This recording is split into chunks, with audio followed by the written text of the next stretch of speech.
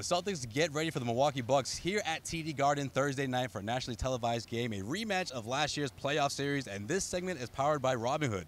Head over to gardenreport.robinhood.com where they're giving viewers a free stock like Ford, like Sprint, Apple. You can sign up right now. Build your portfolio at gardenreport.robinhood.com. Okay, gentlemen, so the Celtics knocked off the Pistons when they were undefeated back in Detroit. They look to do it again here at TD Garden against the Milwaukee Bucks. What's it going to take for that to happen against a team like the Bucks? Because you know they're not forgetting about what happened last season. In their mind, they're thinking we could have easily knocked off that team in Game 7. So fresh coach in there. I'm anticipating a little hostility from this team, from the Bucks. They said it's going to be like a playoff atmosphere. That's what a couple of guys in the locker room said after tonight's win, and I have no doubt that'll be the case because it's the best team that's come in here.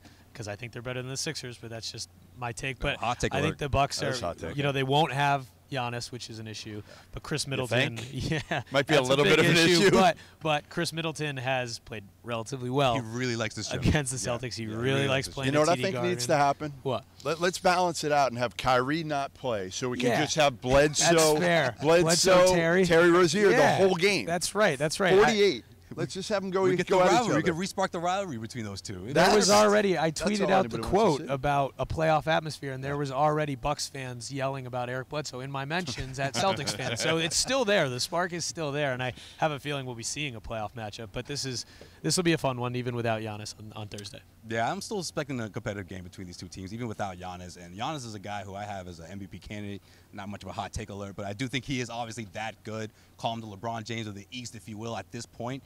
Now that these two teams are going at it without them, or without him, I should say, there's a really good chance for the Bucks to make a statement, whether they win or lose in this relatively close game, and they're able to knock off the Celtics. I mean, what does that say about the Bucks in terms of where they stand in the Eastern Conference? But they're not got it. Not without they're Giannis. Not. They're not. Listen, this game is not even going to be close. Without Giannis, this game is not going to be close. Well, they've got a better chance to make it close this year with Mike Budenholzer.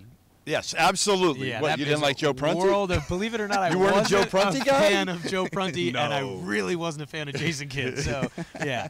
Listen, you're going to see a lot more of Dante DiVincenzo. All right, so right there, that's enough to turn in. That is enough to tune in. Yeah. Because again, without Giannis, I just don't see the Bucks having much of a chance in this one. I think the Celtics again, Kyrie kind of getting his swagger back after a really good game, and now, they got to get some other guys on track. Tatum's got to start making threes. And, Marcus Morris has been great, as we've talked about. But I just think this is one that without Giannis, does any player mean more to their team?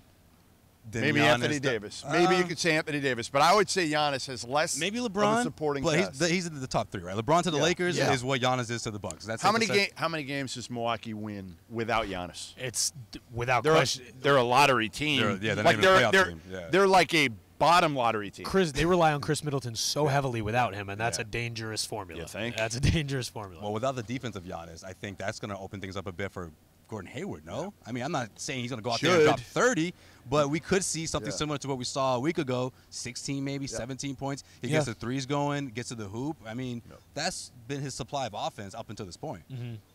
Could happen. I mean, they have a relatively good, again, without Giannis, it's tough, but their perimeter defense isn't bad. I'm reaching for compliments here without Giannis. So, we'll see. I hope Gordon Hayward can wake. Pat Connaughton? Can we talk about the local product here? I'll talk about that for days. I love How that. about this? For the viewer who can count how many times we said the name Giannis throughout this segment, you get a special prize. And he's not even playing. And he's not even playing. You'll get a special prize from us, from CLNS Media. And that's going to do it for us. But again, let us know in the comment section. Do the Bucks have a chance against the Celtics Thursday night? No. The undefeated streak is on the line. We got 3 no's over here. Let us know what you think.